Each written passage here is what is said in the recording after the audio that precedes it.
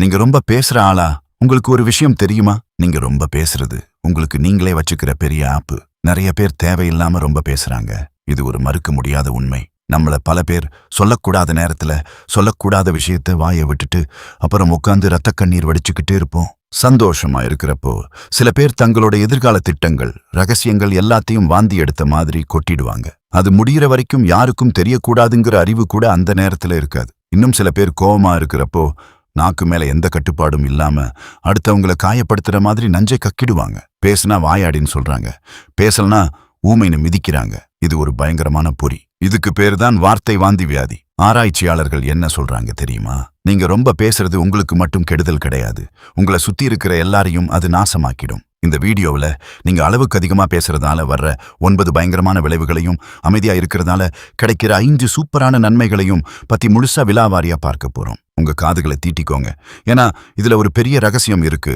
அதை கடைசியில சொல்றேன். முதல் விஷயம், நீங்க ரொம்ப பேசினா உங்களை ஒரு விஷஜந்து மாதிரி பார்க்க ஆரம்பிச்சுடுவாங்க. ரொம்ப பேசுறவங்க எப்பவுமே சொல்லக்கூடாத விஷயங்களை தான் அதிகமா சொல்லுவாங்க. அடுத்தவங்களை பத்தி தப்பா பேசுறது, ஊர் வம்பு இழுக்கிறது, மத்தவங்க ரகசியத்தை விக்கிறதுன்னு இவங்க வாய் சும்மாவே இருக்காது. இதனால உங்களை சுத்தி இருக்கிறவங்களுக்கு உங்க மேல ஒரு வெறுப்பும் கோபமும் தான் வரும். எப்பவுமே குறை சொல்லிக்கிட்டு நெகட்டிவா பேசுற ஆளுங்க கூட இருக்க யாருக்கு இங்க பிடிக்கும்? யாருக்கும் பிடிக்காது. அதனால எதையாவது பேசுறதுக்கு முன்னாடி சாணக்கியர் சொல்ற இந்த ஒரு விஷயத்த மனசுல வச்சுக்கோங்க. சாணக்கியர் என்ன சொல்றாருன்னா, ஒரு மனிதனுக்கு மிகப்பெரிய எதிரி அவன் வாயில இருக்கும் நாக்கு தான். அதை அடக்க தெரிஞ்சவன் உலகையே ஆழ்வான். நீங்க ஒருத்தரை பத்தி தப்பா பேச நினைக்கும் போது அந்த இடத்துல நீங்க இருந்தா என்ன செஞ்சிருப்பீங்கன்னு ஒரே ஒரு நிமிஷம் யோசிச்சு பாருங்க. உங்களுக்கே புரியும், எந்த விஷயமும் நாம நினைக்கிற அளவுக்கு ஈஸி கிடையாதுன்னு. இந்த வாழ்க்கை போராட்டத்துல எல்லாருக்கும் ஒரே மாதிரி வாய்ப்பு கிடைக்கிறது இல்ல. அதனால உங்க வாழ்க்கையில நீங்க என்ன பண்ணணுமோ அதை மட்டும் பாருங்க. உங்களுக்கு நேரமும் சக்தியும் மிச்சம் இருந்தா கஷ்டப்படுறவங்களுக்கு உதவி பண்ணுங்க. அதை விட்டுட்டு அவங்கள தரக்குறைவா விமர்சனம் பண்ணாதீங்க.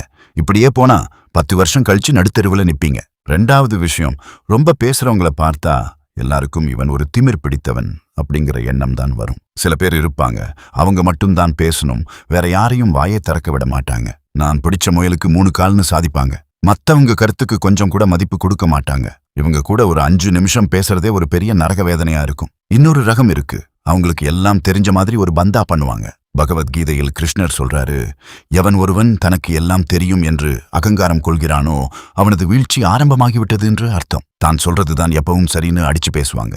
ஆனா உண்மை என்னன்னா, ஒவ்வொருத்தருக்கும் சொல்ல ஒரு நல்ல விஷயம் இருக்கும். ஒவ்வொருத்தர்கிட்டையும் நம்ம கத்துக்க ஒரு பாடம் இருக்கும். ஒருத்தருக்கு ஒருத்தர் பேசி அனுபவங்களை பகிர்ந்துக்கும் போதுதான் அந்த இடத்துல ஒரு நல்ல விஷயம் நடக்கும். அதை விட்டுட்டு அடுத்தவங்களை பேச விடாம நீங்களே எல்லாத்தையும் ஆக்கிரமிச்சா உங்களுக்கு தெரியாத பல நல்ல விஷயங்களை நீங்க இழக்க நேரிடும். ஒவ்வொரு தடவையும் நீங்க உங்களை மாத்திக்கிட்டே இருக்கீங்க.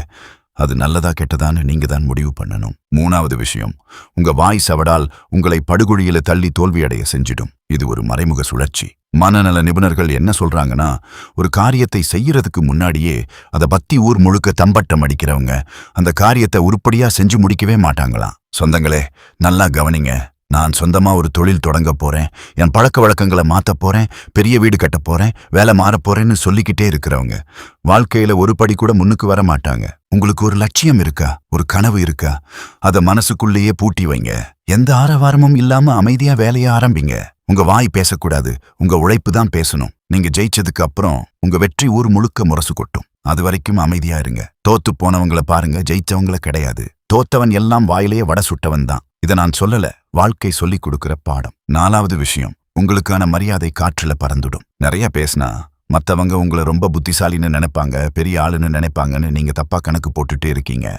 ஆனா உண்மை அதுக்கு நேர் எதிர். நீங்க எவ்வளவுக்கு அவ்வளவு அதிகமா பேசுறீங்களோ அவ்வளவுக்கு அவ்வளவு உங்க மேல இருக்கிற மரியாதையும் மதிப்பும் குறைஞ்சுகிட்டே போகும். சில பேர் அமைதியா இருக்கிறது பிடிக்காம ஏதாவது ஒண்ணு பேசணுமேனு உளறி கொட்டுவாங்க.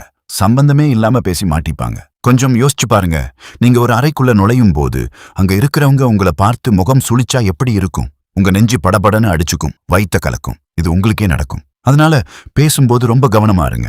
அமைதியா இருந்து எல்லாரும் என்ன பேசுறாங்கன்னு கவனிங்க. அதுக்கப்புறம் நீங்க பேசினா உங்க வார்த்தைக்கு ஒரு தனி பவர் இருக்கும். நீங்க சொல்றதை எல்லாரும் ஆவென்னு வாய் பழந்து கேட்பாங்க.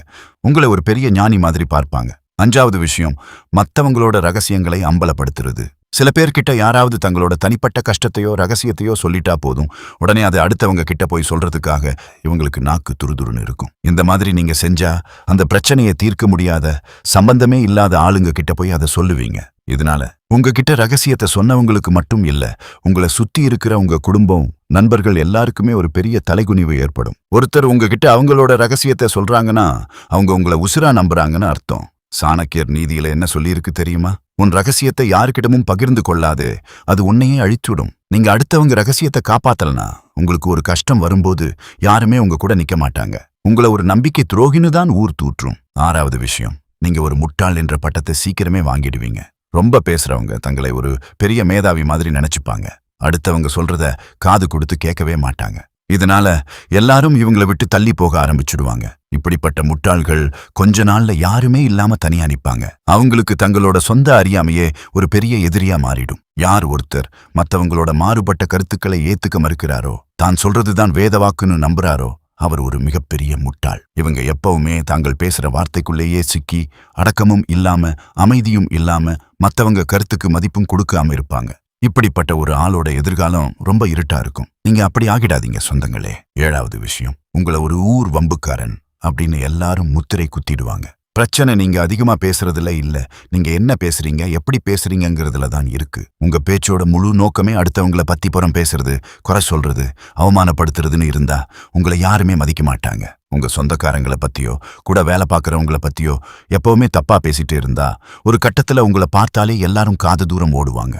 ஒரு உறுதியான கருத்து வச்சிருக்கிறதுக்கும் ஒரு விஷமக்காரனா இருக்கிறதுக்கும் இடையில ஒரு சின்ன நூல் அளவுதான் வித்தியாசம் இருக்கு. அந்த கோட்டை தாண்டிடாதீங்க.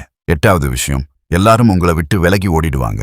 நீங்க ஒருத்தரை பத்தி தப்பா பேசுறதுக்கு முன்னாடி உங்களுக்கும் அவங்களுக்கும் இருக்கிற நல்ல உறவை நீங்களே கெடுத்துக்க போறீங்கன்னு புரிஞ்சுக்கோங்க. உங்க சொந்த அபிப்பிராயங்களை ரொம்ப வன்மமா அடுத்தவங்க மேல திணிக்கும் போது அந்த உறவு நிரந்தரமா முறிஞ்சு போயிடும். நீங்க வாய் திறக்கிறதுக்கு முன்னாடி 2 நிமிஷம் யோசிங்க. இல்லனா உங்க வாழ்க்கையில வரக்கூடிய அருமையான மனிதர்களையும் அற்புதமான வாய்ப்புகளையும் நீங்க உங்க கையாலேயே குழி தோண்டி புதைச்சிடுவீங்க. அப்போ உட்கார்ந்து அழுது ஒரு பிரயோஜனமும் இல்லை. 9வது விஷயம், நம்பகத்தன்மை சுக்குநூறாக உடைந்துவிடும். ஒருத்தர் உங்ககிட்ட ஒரு ரகசியத்தை சொல்றாருன்னா இந்த உலகத்துல இருக்கிற கோடிக்கணக்கான மக்கள்ல அவர் உங்களை மட்டும்தான் முழுசா நம்பி சொல்லியிருக்கிறாருன்னு அர்த்தம். அந்த ரகசியத்தை நீங்க வேற ஒருத்தர்கிட்ட சொல்றது வெறும் தப்பு மட்டும் இல்ல, அது ஒரு மிகப்பெரிய கோழைத்தனம். பகவத்கீதையில சொல்லியிருக்கு, உடைந்த கண்ணாடியையும் உடைந்த நம்பிக்கையையும் மீண்டும் ஒட்ட வைக்க முடியாது. நீங்க ரொம்ப பேசும்போது உங்களுக்கு தெரியாமலே அடுத்தவங்களோட ரகசியங்களை உளறிடுவீங்க. இதனால நிறைய சண்டைகள், பிரிவுகள் வரும். நீங்க வேணும்னு பண்ணலனா கூட ரொம்ப பேசுறவங்க பொதுவா யோசிச்சு பேசுறது கிடையாது. அதனால எப்பவுமே பின்னாடி வருத்தப்படுவாங்க. சரி சொந்தங்களே, இதுவரைக்கும் ரொம்ப பேசுறதால வர்ற கேடுகளை பத்தி பார்த்தோம். இப்போ அமைதியா இருக்கிறதால உங்க வாழ்க்கையில நடக்க போற 5 மாயாஜால நன்மைகளை பத்தி பார்க்க போறோம். வெறும் 1% மக்களுக்கு மட்டும்தான் இந்த ரகசியம் தெரியும். நீங்க அமைதியை கடைபிடிச்சா நீங்களும் அந்த எலிட்டிட் கூட்டத்துல ஒருத்தரா மாறிடுவீங்க. வீடியோவை விட்டு போயிடாதீங்க, ஏன்னா இனிமேதான் விஷயமே இருக்கு. நன்மை 1, நீங்க ரொம்ப ஞானம் அடைஞ்சவரா மாறிடுவீங்க. நம்ம வாய் மூடி இருக்கும்போதுதான் நம்ம காதுகள் முழுசா வேலை செய்யும். தேவையில்லாம பேசுறதை நிறுத்தும் போது சுத்தி நடக்கிற எல்லாத்தையும் நம்மளால கூர்ந்து கவனிக்க முடியும். இதனால எந்தெந்த இடத்துல ஆபத்து இருக்கு, எந்தெந்த இடத்துல நமக்கு வாய்ப்பு இருக்குன்னு சுலபமா கண்டுபிடிக்கலாம். நம்ம அமைதியா இருக்கும்போது நிறைய விஷயங்களை கத்துக்கிட்டு ஒரு பெரிய அறிவாளியா மாறிடுவோம். நம்ம பேசாம அமைதியா இருக்கும்போது அடுத்தவங்க பேசுறத காது கொடுத்து கேட்போம். பித்தாகரஸ் அப்படிங்கிற ஒரு பெரிய அறிஞர் சொல்லியிருக்காரு, ஒரு முட்டாள் அவன் பேசும் வார்த்தைகளை வைத்து அடையாளம் காணப்படுகிறான், ஆனால் ஒரு அறிவாளி அவனது மௌனத்தால் அடையாளம் காணப்படுகிறான். என்ன ஒரு ஆழமான கருத்து பார்த்தீங்களா? நன்மை 2, நீங்க மிகவும் சக்தி வாய்ந்தவராக மாறுவீர்கள். பெரிய பெரிய பதவியில இருக்கிறவங்க, பணக்காரங்க ஏன் கம்மியா பேசுறாங்கன்னு நீங்க எப்பவாவது கவனிச்சிருக்கீங்களா? ஏன்னா அவங்க முதல்ல எல்லாரும் பேசுறதையும் கேட்பாங்க, அப்புறம் நல்லா யோசிப்பாங்க, கடைசியா ரொம்ப தெளிவா பக்குவமா 2 வார்த்தையில பதிலை அடிச்சு சொல்லுவாங்க. ஆனா இந்த ரொம்ப பேசுறவங்க இருக்காங்களே, அவங்க எப்பவுமே தங்களை நியாயப்படுத்திக்கிட்டே இருப்பாங்க. இதனால அவங்க மேல யாருக்கும் ஒரு மரியாதையே இருக்காது. இவங்க சொல்றதை யாரும் சீரியஸா எடுத்துக்க மாட்டாங்க. நீங்க எவ்வளவு குறைவா பேசுறீங்களோ அவ்வளவு மர்மமான, கம்பீரமான, சக்தி வாய்ந்த ஒரு ஆளா மத்தவங்களுக்கு தெரிவீங்க. அதனால பேசாம அமைதியா இருங்க. இல்லனா உங்க அமைதியை விட உங்க வார்த்தைகளுக்கு அதிக வலிமை இருந்தா மட்டும் பேசுங்க. நன்மை 3, கழுகின் பார்வை உங்களுக்கு கிடைக்கும். நீங்க ஒரு கூட்டத்துல அமைதியா உட்கார்ந்து இருக்கும்போது உங்களுக்கு சுத்தி இருக்கிறவங்களை கவனிக்க நிறைய நேரம் கிடைக்கும். ஒருத்தர் பேசுற வார்த்தைய மட்டும் இல்லாம அவரோட உடல் மொழி, முகபாவனை, கண்ணசைவு இதெல்லாம் வச்சு அவர் உண்மைய சொல்றாரா இல்ல பொய் சொல்றாரான்னு நீங்க ஈஸியா கண்டுபிடிச்சுடலாம். சில பேருக்கு அமைதியா இருக்கிறது ரொம்ப கஷ்டமா இருக்கும். அந்த அமைதியை உடைக்கிறதுக்காகவே ஏதாவது உளறிக்கிட்டே இருப்பாங்க. இதையே உங்களுக்கு சாதகமா பயன்படுத்தி மத்தவங்கள பத்தி நிறைய தெரிஞ்சுக்கலாம். நன்மை 4. உங்களை நீங்களே முழுமையாக கட்டுப்படுத்துவீர்கள். ஒரு பெரிய சண்டை நடக்கும்போது அமைதியா இருக்கிறது ரொம்ப ரொம்ப முக்கியம். கோபத்துல நம்ம வாய் விட்டுடுற ஒரு வார்த்தை காலம் முழுக்க நம்மள குற்ற உணர்ச்சியில தவிக்க விடும். சான்றோர்கள் சொல்லுவாங்க, ஒரு அறிவாளிதான் நினைக்கிறதையெல்லாம் பேசுறதில்லை, ஆனால் தான் பேசுறதையெல்லாம் முழுமையாக நினைக்கிறான் என்று. அதனால உணர்ச்சிகளை கட்டுப்படுத்துங்க. என்ன பேச போறோம்னு 1000 தடவை யோசிங்க. ஏன்னா வாயிலிருந்து வந்த வார்த்தையும் வில்லிலிருந்து வந்த அம்பும் திரும்பி வராது. நன்மை 5. எல்லாரும் உங்க கூட இருக்க விரும்புவாங்க. எல்லாரும் பேசுறத கவனமா கேட்க பழகுங்க. ஏன்னா இந்த உலகத்துல எல்லாருக்கும் தங்களை பத்தி பேசத்தான் பிடிக்கும். அவங்க பேசுறத நீங்க முழு கவனத்தோடு கேட்டீங்கன்னா உங்களை அவங்களுக்கு ரொம்ப பிடிச்சுப்ப போகும். இது மூலமா நீங்க எல்லார் கூடயும் ஒரு ஆழமான உண்மையான பாசத்தை உருவாக்க முடியும். நீங்க ரொம்ப அமைதியான கம்பீரமான ஒரு ஆளா மாறுவீங்க. தப்பா பேசி மாட்டிக்கிற பழக்கம் உங்களை விட்டு ஓடி போயிடும். கடைசியா உங்களுக்கு ஒரு போனஸ் டிப்ஸ். நன்மை 6. எல்லாரும் உங்களுக்காக காத்து கிடப்பாங்க. நீங்க எப்பவுமே வளவளன்னு பேசாம, யாரையும் குறை சொல்லாம, ஊர்வம்பு பேசாம எல்லாரும் பேசுறதையும் அமைதியா கேட்கும்போது நீங்க எல்லார்கிட்ட இருந்தும் தனித்து தெரிவீங்க. குறைவா பேசுறவங்களுக்கு ஒரு தனி ஈர்ப்பு இருக்கும். அவங்க எப்போதாவது வாய் திறந்து ஒரு வார்த்தை பேசினா கூட அந்த வார்த்தைக்குள்ள 1000 அர்த்தம் இருக்கும், பெரிய ஞானம் இருக்கும். அவங்க சொல்ற ஒவ்வொரு வார்த்தையையும் எல்லாரும் வேதவாக்கு மாதிரி கேட்பாங்க. என் உயிருக்கு நிகரான சொந்தங்களே, இந்த வீடியோவில் நம்ம பேசின விஷயங்கள் உங்களுக்கு ஒரு புதிய வெளிச்சத்தை கொடுத்திருக்கும்னு நம்புறேன். இந்த வீடியோ உங்களுக்கு பிடிச்சிருந்தா நான் இனிமேல் பொறுப்பா இருப்பேன் அப்படிங்கறத காட்டுறதுக்கு கமெண்ட்ல நான் என் வார்த்தைகளை கட்டுப்படுத்துவேன் அப்படின்னு டைப் பண்ணுங்க. உங்க ஒவ்வொரு கமெண்ட்டையும் நான் படிப்பேன். இந்த வீடியோவை உங்களுக்காக ரொம்ப மெனக்கெட்டு தயார் பண்ணியிருக்கேன். யோசிங்க, திட்டமிடுங்க, ஜெயிச்சுட்டே இருங்க. என் உயிரின் உயிரான உடன்பிறவா சொந்தங்களே, உங்களை அடுத்த வீடியோவில் சந்திக்கிறேன்.